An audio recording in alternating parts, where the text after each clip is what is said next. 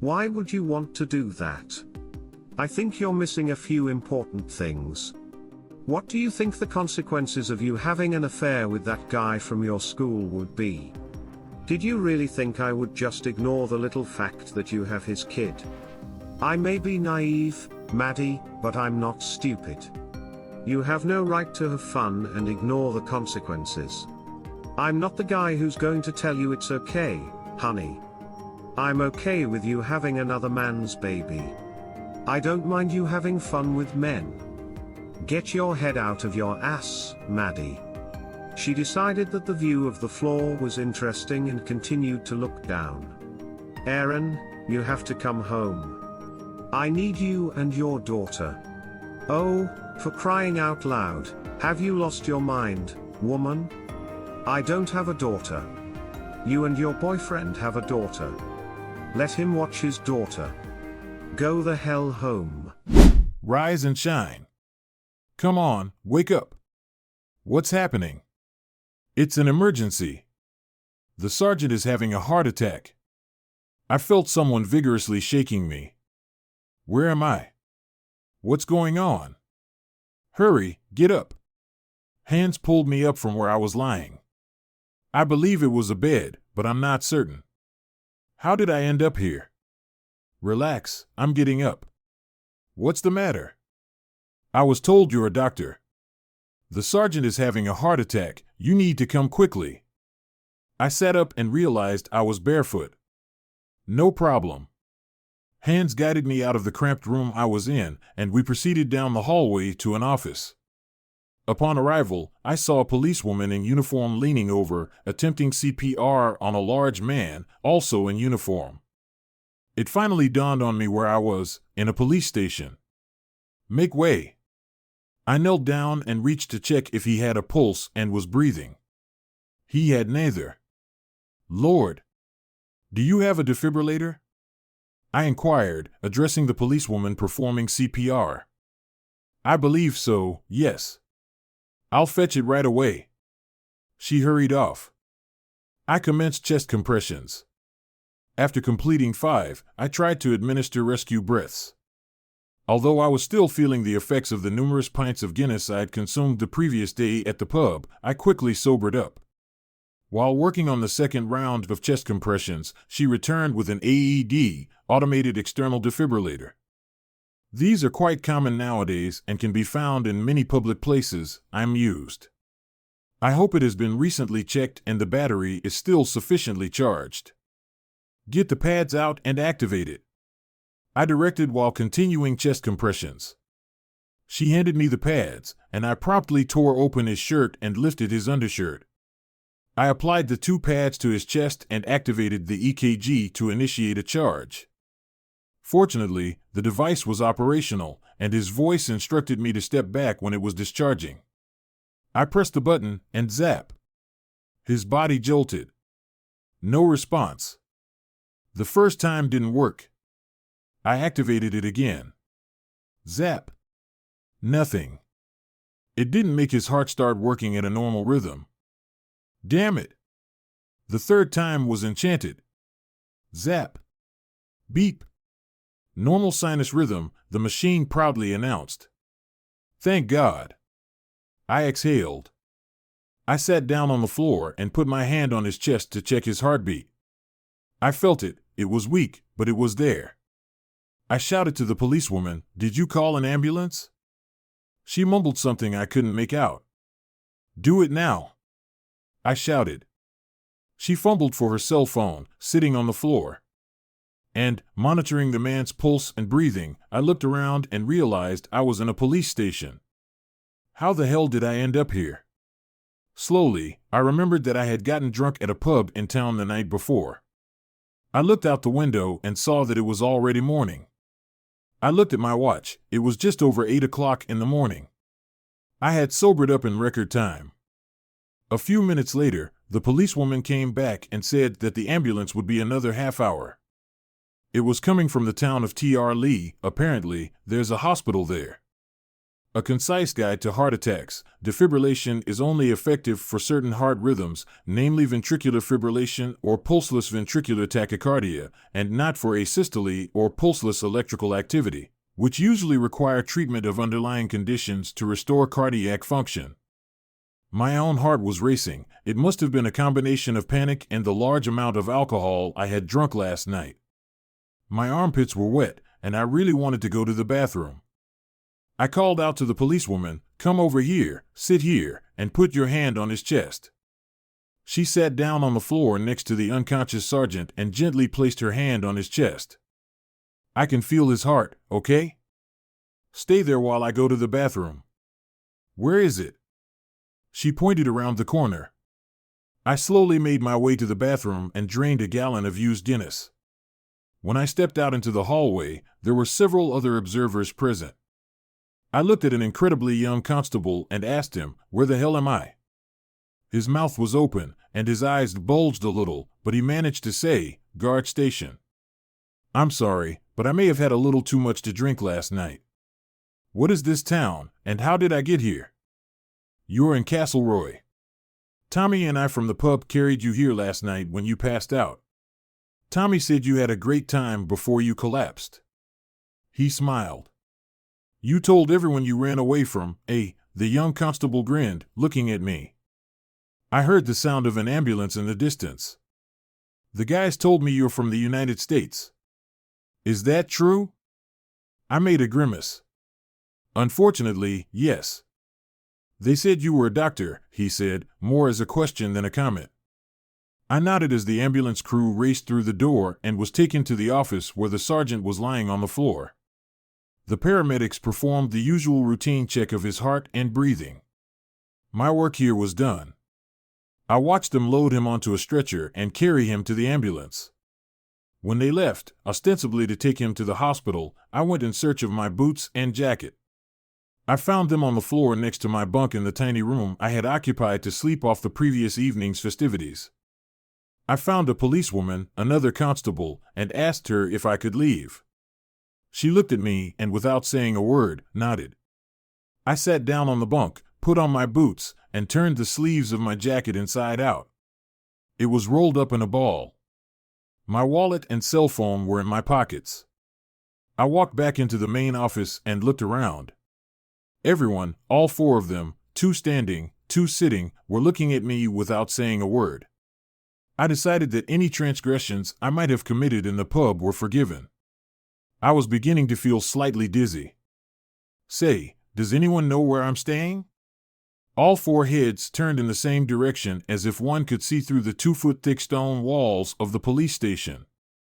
It turned out that I was staying in a boarding house only a couple of 100 yards from the police station. As I slowly made my way there, I inhaled and exhaled to get some fresh air into my lungs. I needed to sleep, take a long hot shower, drink coffee, and eat in that order. I started by buying a large bottle of water from the store on the way in and drinking it in one big gulp. When I entered the guest house, I was greeted by the lovely lady who ran the place. "I see you're back after an evening of fun at the pub. Would you like some breakfast? I've got some excellent roast potatoes ready. I'd really like a coffee if you have one." "I may have overdone it a bit last night," I said. "Oh, I heard when you didn't come back after the pub closed. I called the Garda and asked about you. They said you'd had a bit too much to drink and were now safely tucked up in one of their beds." I left it at that and went to bed myself. She smiled at me and went to prepare the food. Her husband walked in and smiled at me. "You've had a busy day for a Sunday," he said. "Huh?" I looked at him. He smiled. "The guys at the station called and told me what you did for Sergeant U. You saved his life. Mary, come here, we have a hero living with us," she shouted. "What are you saying, Bill?" She ran out, and Bill continued. "I want to tell you that our guest saved Jerry's life. He had a heart attack while sitting in his office, and this young man saved him from certain death. He is a doctor from the United States." I looked at them and tried to raise my hand. "It's really no big deal," I said. Bill looked at his wife. "He saved that man's life. Keep in mind, Jerry was expecting a heart attack. He looked at his wife and continued. He performed CPR and used that electronic thing to get Jerry's heart going again. They both looked at me like I was about to recount the events. I just wanted coffee and breakfast, I said. I could use some coffee if you have it. She nodded and left for the kitchen and soon reappeared with a coffee pot and a cup. I sat down and drank almost the entire pot of coffee along with a large plate of food, scrambled eggs, ham, fried tomatoes, beans, and toast. It was all delicious. I figured the sergeant had eaten too many of those Irish breakfasts over the years and, as Bill said, was waiting for a heart attack. After eating, I went to my room, took a long hot shower, and lay in bed to bring my world into a semblance of order. A dream, a wonderful dream. You want to know a little bit about me, don't you? My name is Aaron Brown. I am 33 years old. My height is 5 feet 11 inches, and my weight is 170 pounds. I have black hair and blue eyes. I work as an orthopedic surgeon in Albany. I completed my surgical residency 2 years ago and now work, or have worked, at University Hospital. I'm married to Mindy McDonald Brown, and we have no children, at least I don't. Mindy is an elementary school teacher. She's 32 years old, also from Albany, born and raised there. Her family still lives in the neighborhood. My family, not so much. My mother and father live in a beach community in North Carolina. They retired there last year to live in warmer weather than central New York and play golf. My mother has a little arthritis, and my father, while in good health, doesn't like winter, so they retired to a warm place and are enjoying it. I have a sister who lives in Connecticut with her husband and 2 children. She is 2 years older than me. Karen and Dave and their boys Ryan and Ben. My parents spoil their grandchildren, and the boys love the beach when they come to visit. So, how did I end up in Ireland? That's what you really want to know. Fair question, I guess. I vented my last night and talked too much about my problems in the pub. So I guess by now, almost the whole town was aware of my problem. Yes, I had a problem, past tense. My problem's name was Melinda McDonald Brown. I and almost everyone else called her Maddie, I said. Some things in the pub that maybe I shouldn't have said. That's what too much Guinness does to you. It's like a truth serum. After a few pints of this drink, you spill all your insides and secrets to complete strangers. I left Albany when my marriage fell apart. It was sudden. That was about a month ago. For the last 3 weeks, give or take a couple of days, I've been in Ireland. I've been traveling around the island on a motorcycle I bought from a dealer in Dublin. It's a Honda CRF 250, basically a dirt bike with headlights, turn signals, and a speedometer. The bike was in good condition, and I bought some side racks to attach a few things to it that I took with me. It wasn't much, I can tell you that. Most of my stuff in Albany either went to the Salvation Army donation box, or I threw it in the trash. I only kept a few things that I absolutely needed, things that I could pack in my car. The rest, I just threw away. I talked to a friend about hitting the road, and he gave me some great recommendations that I followed. He left an unfaithful wife a couple of years ago. I've been doing the same thing a month before. Maddie comes from a pretty big family. She has a sister and 2 brothers.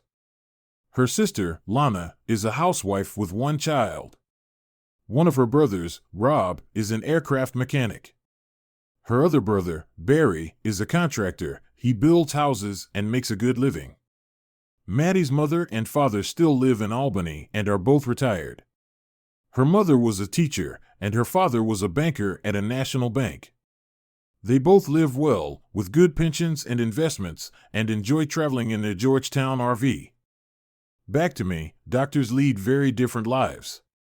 Yes, we are paid very well, but we work very long hours and don't have a lot of free time for our personal lives. At the beginning of our careers, this was certainly a major factor in my situation. My colleague and friend, Dave Walters, suffered from the same thing I'm now facing. He walked away from his marriage, he left his cheating wife and found a new wife. Why is there such a high percentage of physician spouses who are prone to infidelity? I mean, it seems to be all too common for physicians. Their spouses seem to have a need for it all. Dave came out of that situation well. He has a new wife, a wonderful woman from Germany, and they have 2 children. He met her in Africa, I think. He landed on his feet. I talked to him, and he told me that he met her completely by accident, but it was the happiest and greatest day of his life, especially considering how his marriage had collapsed. I knew exactly what he was talking about. Like I said, I don't have any kids. Maddie has 1 child, a girl. She was born just a few weeks ago. Yes, you got that right. Her child is not mine, even though we've been married for 4 years. The child is the product of her affair with another man. When the baby was born, I was totally screwed. You see, I'm white, Maddie is white, and her baby is clearly biracial, so you can do the math. Before you all label me a racist, the baby was just a messenger. The great opening of Maddie's novel took place in the delivery room. I was sitting on a stool next to my wife, holding her hand and practicing my breathing as the baby began to emerge. The doctor asked me to cut the umbilical cord, and when the baby came into the world, I was ready and waiting with scissors in one hand and Maddie's hand in the other. Well, what a damn surprise that was. I will never forget the look on the doctor's face when she delivered the baby. Her eyes got very wide, and she turned her head to look at me. I stood there, stunned as a stone, and the doctor calmly took the scissors from me and cut the umbilical cord. The doctor placed the baby in the hands of a nurse awaiting delivery, and he was taken away to have his airway suctioned, eye drops dripped, weighed and measured, and then wrapped in a heated blanket. The labor and delivery nurses were talking among themselves and looking at Maddie and me. Doc looked at me and then told the nurse to take the baby to her mother. I looked at Maddie, holding the baby. Maddie? Maddie? It was the same as if I'd been punched in the stomach by Mike Tyson. I couldn't breathe. I blinked 100 times, thinking my eyes were deceiving me. No, they were working fine. I sat down in the chair next to Maddie's bed and looked at the floor. Doc and the nurses were standing off to the side of the delivery room, waiting to see what would happen next. I waited until I could breathe again. I looked at Maddie, and she was looking at her baby. She didn't say a word, and I didn't say a word. I walked out of the room. I never talked to Maddie again. Over the next day, Maddie's parents called me several times to talk to me. Her mother left several voice messages on my cell phone. One day, I did speak to her. I asked if she had seen the baby. When she said she had, she asked if I could forgive Maddie for her mistake and be a father to the baby. I replied, "Can you?" I didn't get an answer. I ended the conversation. I never spoke to either of her parents again. A mistake, getting pregnant by another man, is not something you can explain away with, "Oh, I'm sorry, honey, I made a mistake and got pregnant by accident," and move on with your life as if everything is fine. Nope. As I was leaving the hospital, I made sure that the birth certificate had the information filled out and listed the father's name as unknown. I signed the form and left. After arriving home, I packed up everything I wanted and drove off. My old Subaru Outback was barely filled. I took some clothes, an iPad, a few things from medical school, and that was it. It only took me a few hours to sort through it all and load it into the car. I left my wedding ring on the kitchen table and walked away. My home that night was a hotel room. I was staying near the hospital where I worked. It was a different hospital from the one where Maddie had given birth. I was in a daze back to today, the day after my inglorious introduction to the town of Castleroy, as I got drunk in the pub and began to talk about my problems. I was visited by a string of people from the town. Mrs. Zhu first came in to see me at the boarding house. She thanked me warmly for saving the life of her useless husband, as she described him, but that was another story. Nevertheless, she offered to do her best for me in exchange for Jerry's life. I thanked her and told her I would look in on the sergeant at the hospital when he was allowed to visit, probably in a day or two. Next up was the mayor of Castleroy. She was a nice lady and brought along a couple of local officials who were curious to meet the American doctor who had stopped in their town and saved Sergeant Oof from certain death. The mayor, a woman who I realized was in her late 50s and quite masculine in appearance, played the part of a politician. She and I were photographed for some unknown official record, and a group shot was taken of the mayor, her entourage, the owners of the boarding house, and me. The mayor calmly inquired as to what brought me to this quiet corner of Ireland. I mentioned that my family had immigrated from Ireland to the United States during the potato famine in the 1800s. I told her how my great-grandfather made his way to New York and settled in Albany. When he came to the U.S., he first went to Boston but then decided he had more opportunities in Albany to work as a carpenter. I wanted to visit Ireland. I had never been to the country before. What I saw told me that I would not be done with Ireland for a long time. The mayor asked if I planned to stay in the area for a long time. I replied that I planned to ride my motorcycle around the Ring of Kerry and then head to Cairn. She laughed and nodded to the other two city officials. She looked me straight in the eye and began to probe. I would like to know, if I may, a little more about your practice in the United States. What kind of doctor are you? Well, I'm an orthopedic surgeon. I do bone repair, joint repair, skeletal repair, and things like that, I said, pointing at myself. I also do general surgery when other surgeons are unavailable. I don't usually do thoracic or cardiac or neurobrain surgery. Those are very specialized things. They all looked at each other. Mary and Bill, the owners of the boarding house, nodded as if they had suddenly become close medical colleagues and were fully versed in the intricacies of surgery. Doctor, will you be returning to work in Albany soon? Asked one of the city officials. No, I quit the hospital. I'm on a break. That's why I'm here in Ireland, I replied. The others nodded and cast concerned glances. A female police constable from the station had joined us the day before, the same one who had tried to give CPR to Sergeant Oo. I pointed at her and said, "That girl did an excellent job of resuscitating Sergeant Oo." I nodded toward the constable. I'm sure she would have done just fine without me. The constable blushed heavily and smiled. Everyone else laughed and nodded at her. The mayor looked back at me and continued, "Dr. Brown, if I may, I would like to speak to you privately in my office. I have an important matter to discuss with you." Judging by her tone, I couldn't avoid this meeting, though I had no idea what she wanted to talk about. Sure. When would you like me to come by your office? Tomorrow morning will be best. I'm sure you'll have a lot to do today, and I don't want to encroach on your sightseeing time. After that, we shook hands, and they left. The constable was the last to leave, and he gave me and the owners of the boarding house knowing glances. I had no idea what the hell was going on. Maybe it was an Irish peculiarity, but I would soon find out about it.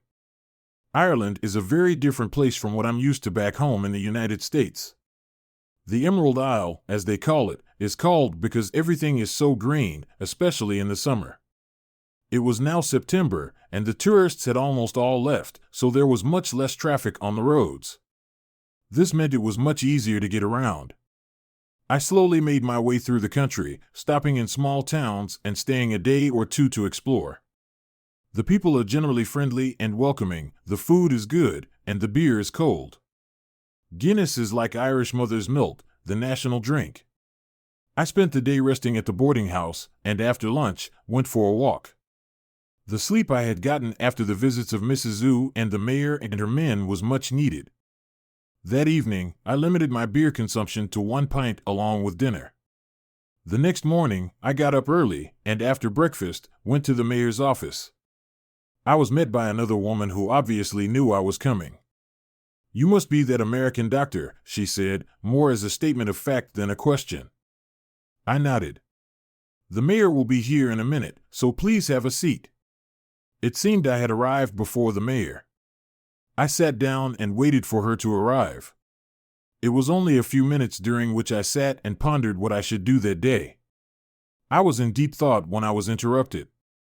"Dr. Brown. Dr. Brown. The mayor is here." "Come in, thank you," I went inside, was greeted by her worship, and invited to take a seat on the couch. Coffee was ordered, and all the pleasantries of the day were listed. "Did you have a good evening, Dr. Brown?" "Ah, yes, a quiet evening. Dinner at the pub was very pleasant. I apologized to the pub owner for my behavior on Saturday night, if that's what we're talking about. I told him that I was going through a difficult time in my personal life and had unfortunately had one too many beers and then raged and passed out. He was very kind and even bought me dinner and a pint of beer for my efforts on behalf of Sergeant O'Boyle." She nodded at me, and I continued with what I thought she wanted to hear. "I'll be leaving later today, if that's what you're worried about." "Oh, that's not what I asked you to come talk about." "Okay, what the hell did she want?" "So, I'm a little confused. If you don't care about me leaving your sweet little town, then what do you want to talk about, Dr. Brown?" I looked at her with the most puzzled expression on my face. "What can I be of use to Castleroy?" "Well, Dr. Brown, you're a doctor who doesn't have a contract in America, and Castle is a town that needs a doctor, at least for a few weeks until the government in Dublin gets off its ass and finds a replacement for Dr. Kennedy, who has retired and gone to South Africa. And what do you want?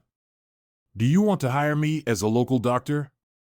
"Yes, that's essentially what the proposal is. We desperately need a doctor in the area. The nearest doctor is in Trim, almost an hour away, and we have many fine people who would be forever in your debt if you would consider it a favor to help us out and stay for a few weeks. The Department of Health in Dublin says they will send a replacement, but it may take some time, so you understand that we need your help in the meantime." "Jesus, I'm sorry. I'm not sure I'm your man, or in this case, your doctor. I'm a surgeon, and if I understand correctly, you need a doctor of family medicine, Dr. Brown. Right now I'll take anyone I can get my hands on. You, sir, are just the find we need." "Yep. I don't know. Please think about it, but don't drag it out. We need you, Mary Johnson, Mayor of Castleroy. I spend hours on the phone with the geniuses in Dublin who distribute doctors around the country, and they told me it might be a year or more before we saw a doctor in the area again. Dr. Kennedy was now in his 80s and beginning to forget a great deal. His daughter took him to South Africa to live with her and her husband. They figured he wouldn't have far to go to a nursing home.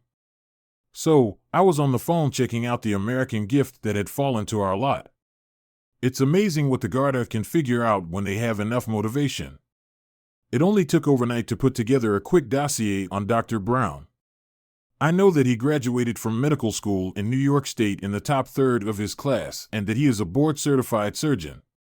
I also know a little about his personal life and can sympathize with how disgustingly his wife treated him. No wonder this man got drunk at the pub. I need to come up with some kind of incentive to convince him to stay with us for a few months. I have a plan. I also have urgent permission from the Department of Health for Dr. Aaron Brown to practice medicine in Ireland. Get it, government whatever it is. PC Amelia Kelly, Castleroy Police." I saw Dr. Brown coming out of the mayor's office and walked in his direction. I was technically off duty, so I wasn't wearing a uniform. I was dressed in my best casual outfit, a white blouse, skinny jeans, and high-heeled boots. My hair was done today, and I had a little makeup on. Yes, I tried to be as attractive as possible this morning. I'm only 27. My height is about 5 feet 8 inches, and my weight is just over 9 stone. I do a lot of running, and, to be honest, I am in great physical shape. "Dr. Brown!" I shouted from a distance. He turned his head to see where his name came from. I walked over to him. "Dr. Brown, good morning. It was nice to meet you here this morning." I held out my hand. "We haven't been introduced to each other yet. I'm Amelia Kelly. I'm the constable who helped you when you rescued Sergeant O'Boyle." Oh my God, oh my God. Police uniforms are great at disguising people. I wouldn't have recognized this woman if she hadn't told me who she was or where she worked. I must admit, my first encounter with her was marked by a certain, vaguely chaotic at the police station. And then when she showed up at the boarding house, she was in uniform at that time. My attention was occupied by the mayor and her people, plus, I'll admit, I was a little hungover. That's an understatement, I was pretty hungover. This woman, Amelia, gorgeous. She has shoulder-length red hair, a beautiful ruddy face, and a perfect figure. Oh, wow, I should have seen her before. Must have been distracted. Amelia Kelly is beautiful as a runway model. She's the beauty from Sports Illustrated swimsuit edition. What the hell is she doing working as a police officer? I saw him. I have seen a lot of men who get drunk, spend the night at the gate, and come home the next day. They all have the same disheveled look and are usually embarrassed to some degree, but Dr. Brown was very quick to shake off the effects of drunkenness when he needed to help. Sergeant no, Dr. Brown was fully engaged and knew what needed to be done. I tried to help, but completely forgot about that thing, the electronic defibrillator, which would have probably caused the sergeant to die. It was a very good thing for the sergeant that Dr. Brown had had too much to drink in the pub the night before. He looks great. The mayor asked us to make inquiries about him, and I know he left his wife in America. She dated another man, allegedly got pregnant, and had a child with him. Dr. Brown thought it was his child until it was born, and then, as they say, the proof was in the pudding. The mayor talked about his grand plan, and I was the one who called Dublin and got a quick report on Dr. Brown, so I know a little more about him than he thinks I do. Erin, oh my God, that woman. I don't even know what to say. She's probably the most beautiful woman I've ever seen. We all have our own ideas of beauty. Amelia Kelly defined beauty for me. I couldn't look away. I shook my head slightly to make sure my eyes were working properly. They were. So, Dr. Brown, are you going to another part of Ireland today? My brain wanted to say something but couldn't find common ground with my vocal cords and mouth, so I ended up with an inarticulate, I haven't decided what my plan is yet. Why was I starting to sweat? I'll probably visit Sergeant in the hospital, and then I plan to drive around the Ring of Kerry. I hear it's worth the trip there, she smiled at me. Oh, I was just on my way to try to see Jerry. Would you like to come with me? How could I resist? Well, I don't want to make you uncomfortable. Don't worry, I'd be happy to keep you company for the trip. We walked over to where her car was parked. She drives a VW Golf. I find driving on the left side a little weird, but when you're on a motorcycle, it's somehow not so wild, but that's just me. The trip to Tralee only took 45 minutes, but I have no idea what we passed by on the way there. I looked at Amelia, I chatted with her, trying to learn as much as I could about her. I tried not to sound like an idiot, stumbling over my words. She seems to have grown up in Castleroy, and her father was one of the local barristers. Her mother stayed at home and brought her and her two brothers up. The family lived a few miles away in the countryside, and she lives in an apartment in the town, not that far from the police station. She is 27 years old and plans to go to law school, but first wanted to get some police experience. I also found out that she is single and currently has no boyfriend. For a while, she was engaged to a guy who was a semi-professional soccer player, but he got an offer to play for a team in Spain, and it ended, plus he seemed to find Spanish women very attractive. We visited Sergeant and talked with him for a few minutes. He learned from his wife and other visitors that I had heroically rescued him from the clutches of certain death. He promised to give up fried food and beer to drop at least 4 stone and get in shape. He was confident that by next year he would be running half marathons. Looking at him, I wasn't so sure. We'll see if he manages to do it, Amelia told me after we left him. An inspector came from Carna and told Jerry that he had to lose a lot of weight or they were going to force him into early retirement. Jerry needs money for his pension, so he has no choice but to take up exercise. His wife will whip him and work him until he gives up. Tralee isn't the biggest town, but it has 2 hospitals, so it's considered a big town in Ireland. A brief guide to Tralee. It is a town of about 25,000 people, urban and rural, in County Kerry on the Dingle Peninsula. It has a port, a small airport, and 2 hospitals. Dublin is about a 3-hour drive to the east, and Carna and Limerick to the south about an hour away. I offered to buy us lunch in exchange for her giving me a walking tour of the city. Amelia said she knew it well, as her father was often here at the courthouse working on a case. She went to university at Trinity College in Dublin, home of the Book of Kells. Her undergraduate degree is in political science, and she focused on EU defense policy and international relations. At lunch, I decided that I would be asked the usual questions. What is an American doing traveling around Ireland on a motorcycle? Where did I grow up? What about my family? Where did I go to school? We ate, I recounted. She dodged the obvious question, what about your wife? Did you say in the pub the night you got drunk that you had a wife? I stayed away from the subject too. I had a great day with Amelia, but never made it to the Ring of Kerry. When we got back to Castlereagh, she dropped me off at the guest house, and I thanked her for the ride and the tour of Tralee. I knew that as long as I stayed in this town, I would probably get to see more of Constable Amelia Kelly, and that would be a pleasure. 2 days later, a trip around the Ring of Kerry. My goodness, how beautiful this countryside is. It was a fantastic day. I got up early, had a snack, and got on the bike to start my ride around the Ring of Kerry. I rode as far as Cortland and then to Carn, and stopped there for gas and coffee. The town is very interesting, and I was served some delicious pastries to accompany my coffee. I decided to drive clockwise around the ring so I wouldn't get stuck behind the huge tourist buses that travel counterclockwise. Bill at the guest house gave me this advice. My day was fantastic and included several stops to admire the beauty of the land and sea. I tried my best not to think about anything else but what I was doing at that minute. I was focused on the here and now, and nothing else. Ireland is very beautiful. Of course, no day in Ireland would be complete without rain, and it did.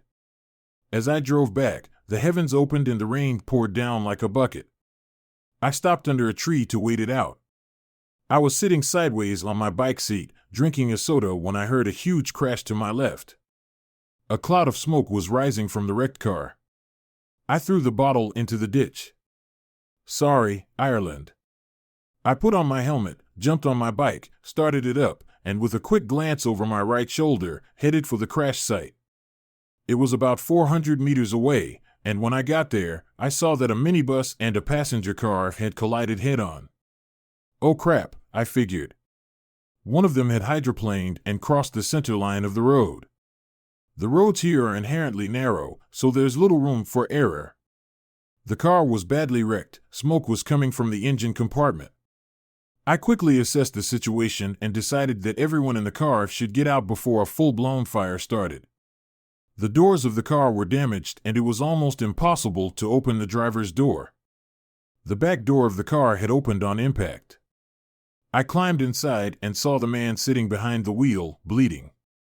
There was a woman in the passenger seat. She was unconscious or dead. I couldn't tell yet. I reached out to see if she had a pulse and found one. He had a pulse too. By then, other cars had stopped and people were reaching out for help. I shouted to one of them to call 999 and asked them to send 4 ambulances. I knew that 2 were needed for the car passengers, but I didn't know about the minibus. I didn't want to transport people in a car with no backrests or neck braces to stabilize them before we even tried to move them, but the smoke from the front of the car was the deciding factor. They couldn't burn just to avoid further injury during the move. One man came running in with a fire extinguisher and started spraying it on the engine. This seemed to stop the immediate threat. I told the others to hold still for now. When I got to the minibus, the worst was the driver. He had cuts and lacerations all over his face and upper body from the glass that had shattered on him. He was covered in his own blood. I thought the safety glass was supposed to prevent this. There were 4 other people in the minibus, all relatively elderly tourists on a tour of the Ring of Kerry. Among them were a man and his wife who were in their 80s, and her 2 sisters of about the same age. They were all in a state of shock and were asking what they should do. I quickly looked around at everyone to see how badly they were hurt. Fortunately, they were all wearing seat belts. One of the women had what appeared to me to be a broken collarbone due to a seat belt. Older women tend to have brittle bones due to calcium loss with age, so I wasn't surprised by her injury. She was clearly in pain, but she held up well, told me she was fine, and to get her brother-in-law checked out. He had cancer a few years ago, and she was worried about him. I tried to make a joke about the weather in Ireland, but they were all talkative, and that said they were in relatively good shape. Tomorrow they would be sore from a combination of the effects of the accident and stress. I walked back to the car, and some of the people who had stopped got blankets and towels to keep the man and woman in the car warm. I was worried about internal injuries. They are hard to see without a CT scan machine and possibly an MRI. The man had what appeared to be a compound fracture in his right leg and had to be immobilized. I applied a tourniquet to his thigh to reduce blood loss. I quickly assessed their injuries and decided we needed to get them out of the car if possible. 4 of us slowly extracted them from the car and laid them down on the road. I did some more work and then went back to check on the condition of the passengers in the van. It seemed to take forever before the ambulances got there. Of course, they would have to come from Tralee, and there were only 2 available. I used the first aid kit in the van to bandage the most serious cuts on the driver, a gentleman named Fergus, a vivacious man in his 60s. He told me he was a retired accountant and moonlighted as a driver a couple of days a week to get out of the house and out from under his wife's feet. The sound of ambulances could be heard in the distance. Fortunately, no one had died yet. That's always a good thing. I waited until all 7 people had been taken to the emergency department in TRLE. The paramedics knew what they had to do, but I planned to follow the ambulances into town and make sure the attending EMTs were informed of what we were doing for first aid. One of the paramedics looked at me and commented, "You're the American doctor who saved the police sergeant from Casterly, aren't you?" I nodded at her. "Sounds like you're in the thick of things. Good thing you were there on Sunday." We chatted for a few minutes, and I told her that I had been sightseeing on the Ring of Kerry that day and was just on my way back to Castlereagh when the accident happened. I stayed at the hospital for about an hour, talked to the emergency doctor on duty, looked at all the accident victims, wished them well, and got on my bike to head back to Castlereagh. By the time I reached the guest house, it was already dark. A van was parked in front of the house. I took off my helmet and walked through the front door. I was immediately greeted by Bill and Mary. "Oh, you're back, Dr. Brown," said Bill. "Hi, Bill." "Hi, Mary." "Yeah, I was a little later than I planned. I'm going to clean up and find some food at one of the restaurants. Maybe there's a place around here that serves something not deep-fried." "Well, yes, there's an Italian place about a kilometer from here, not far from the market. But a few minutes ago, there were people from the news bureau in Cairn here looking for you," said Mary. "What did they want?" "What did they say?" "They said you were in an accident." "No, I was near a car accident and stopped to help, that's all." "Well, it seemed to them that you single-handedly saved the lives of 7 people, Bill said, pointing with his thumb. "The news is waiting for your return at the pub. They want to interview you." Bill was overcome with excitement. He grabbed his hat and ran out the door. Mary looked at me. "He told them he would pick them up when you got back. They can't wait to talk to you." "That's not what I want right now. I just want to eat dinner, maybe have a glass of wine, take a hot shower, and get some sleep," I said, smiling at Mary. "I'm going to go to the pub." I walked out the door. I kind of lied to Mary. I wasn't going to the pub. I was going in the other direction. A little misinformation would buy me time to get to the restaurant and get a bite to eat before I was besieged by the newbies, whoever they were. I was partially successful. I managed to grab some food before they found me. Bill seemed to be leading the search party. James Little is an attorney in Albany, New York. I needed to speak to a client. As far as I knew, he was somewhere in Ireland, but I had his cell phone number. It was weird, started with +353 and then a bunch of numbers. Well, I need to tell Aaron some news and find out what he wants to do. After I got his number, ring ring ring, "Hi, damn it, Aaron, where are you, man?" "In Ireland, man." We're in Ireland. It's a small town in the southwest, Castleroy, a very small place on the coast. What happened? Well, I have some news. It's not what you want to hear. Maddie is refusing to cooperate with the divorce. She says she wants you to come home. She says that if you meet the baby, you'll get over, as she puts it, your pain, and everything will be fine. She can back off, that's what she can do. Tell her she has to find a guy to move in with her and be the father of her baby. It won't be me. Yeah, that part won't happen to him. I had my investigator find out who the baby's father is, and it turns out it's the gym teacher at the high school in the neighborhood of the school where Maddie teaches. He is also the soccer coach, a guy named. I don't care what his name is, man. The interesting thing is that he's married and has 2 kids. He's in no position to do anything but go to work every day and keep making money to support all those mouths and pay the mortgage. Maddie has little hope of him supporting her child or herself. So what does all this have to do with me? I'm not going to change my mind and play the clueless husband and father. I'm not going back to that show. Well, she wants to get child support for the child and herself. She's got to be kidding, right? No. How likely am I to pay? It's a big unknown right now. Establishing paternity shouldn't be a problem, but the courts often don't care about that. Any child that is born while you are married will be considered yours unless we apply to the court to have your parental rights terminated. Do this. Go to court and do exactly that. When the baby was born, I filled out the birth certificate indicating that the father was unknown. Make sure she didn't change it. I will. Look, I don't recommend you go home just yet.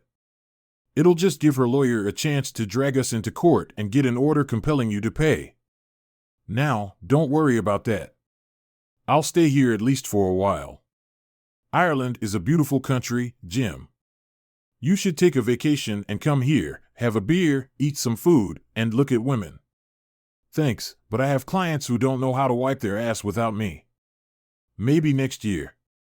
See you soon, man. Later, Aaron. Stupid woman thinks. I'm going to bend over backwards and do what she wants ain't going to happen. She did it, she can live with it. I refuse to be married to a woman who thinks so little of me that she gets another man pregnant and then has the nerve to think I'll think no problem. Honey, I don't mind that you had fun with some guy and had his baby. No, hell no, the mayor of Castle. There he is. I didn't have to wait long. Dr. Brown, Madam Mayor, good morning, Dr. Brown. You're a real hero. Oh, how's that? Come on, you saved 7 people in that horrible car accident. Don't be modest, Doctor. You're all over the news this morning. It wasn't that bad, 3 of them got away on their own. One has a broken collarbone, but it's not that serious. The other one has mostly cuts. He'll recover. The passengers in the car were hurt the most, but they'll recover. Well, no one was killed, and that's the most important thing. Now, I need a huge cup of coffee, and I have to do some more sightseeing in this beautiful country. Have you given further thought to my offer? I have spoken to Dublin again, and they will grant you a temporary license to practice here in Ireland for 1 year. Castleroy needs you, Doctor. The region needs you. Please stay with us and help us, Mayor. HM. I'm going to go and see some more of the region, and when I return, I'll let you know my decision. How about it? I suppose that's fair enough, but please think about how you will make a difference in the lives of the people here. We're a small town, but we're a good town, and right now, we need you. Dr. Aaron Brown nodded his head, turned, and walked away. I hoped that his personal problems in Albany would be what convinced him to stay with us for a while. Even if he was only here for 6 months, it would give Dublin time to do his job and find us a doctor. We'll see, Aaron. I started my motorcycle and went for a ride. I went to Cairn. I wanted to find a restaurant and think about what I wanted. After talking to Jim, I was pretty sure of it. Going back home to Maddie's wasn't part of my plans. Every day I was out of the country was a day she would have to think about what she had done, but maybe she didn't care. That wasn't out of the question either. All I knew for sure was that I wasn't coming home to her. Lunch was delicious, and the trip went without incident. As I was driving back to Castle, my phone started ringing and buzzing.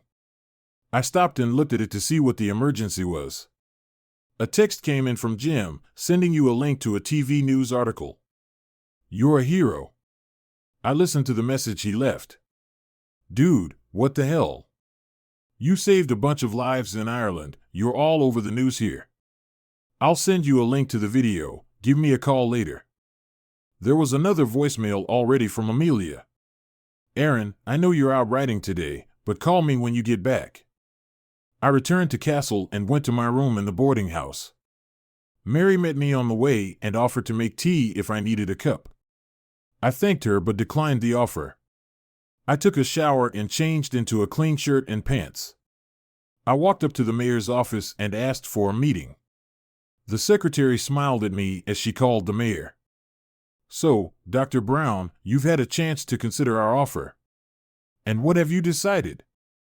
"I've decided to stay in Castle Roy and help you deal with the physician shortage." The woman encased me in a huge hug and nearly strangled me right on the spot.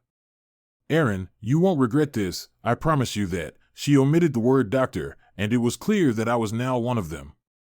"Not so fast, Mayor, there are conditions." Her expression changed slightly as she realized that this case wasn't all in her hands. "And what would that be, Aaron?" "Okay, nothing too big." I held up my hands. I listed what I wanted, and she took notes, nodding at everything. When I was done, I said, "So, do you still want me?" "Oh yes, everything on this list is easy to do. Most of what you want is already there. You just need to take a step and start practicing medicine." Amelia, good news travels fast in small towns, and bad news travels even faster. The mayor called and said that Aaron had agreed to stay on for a while and fill in for the district doctor. Word about him spread like wildfire, and within a day, there was a line of people waiting to see him at the office. All of Dr. Kennedy's patient records were still kept in the office where he practiced. The nurse had retired when he left, so he put a lock on the building so things wouldn't go missing. The mayor hired a secretary for Aaron, a young girl who had just graduated from high school and was looking for a job. The local traveling nurse practitioner could also come and help. She took some urgent cases, but she had a large territory and was here half a day a week at best. Now that Aaron was here, she could come more often. NP Laura Tompkins. Laura is about 35 years old, divorced. She has a daughter who is about 4 years old. Her husband, now ex, is a manager in a shipping company that operates out of Dublin. Will had an eye for women, especially when his wife was out of sight. This got him into trouble. She left their home in Dublin and took a job in Cairn. She lives near Castley. Laura is a pretty woman, blonde and tall. She's a little fatter than me, but still very attractive. I may have to watch her and claim her if she gets too close. Aaron, oh my God, this office smells musty. It needs a good airing and maybe a good cleaning if I find dead cockroaches and mice. Well, I guess it can be cleaned up. Administrator Nicole is brand new, and this is her first real job since graduation. She still wears braces on her teeth. Her mom came into the office and brought her lunch. Her mom was very excited to meet me and smiled a lot. Her mom was in her early 40s, and I noticed that she had dressed up a bit for such an occasion. The first thing I had to do was to get my office in order. I took an inventory and made a list of things I would need. I had a phone number to call to arrange delivery, and we logged into the computer system to access health department resources.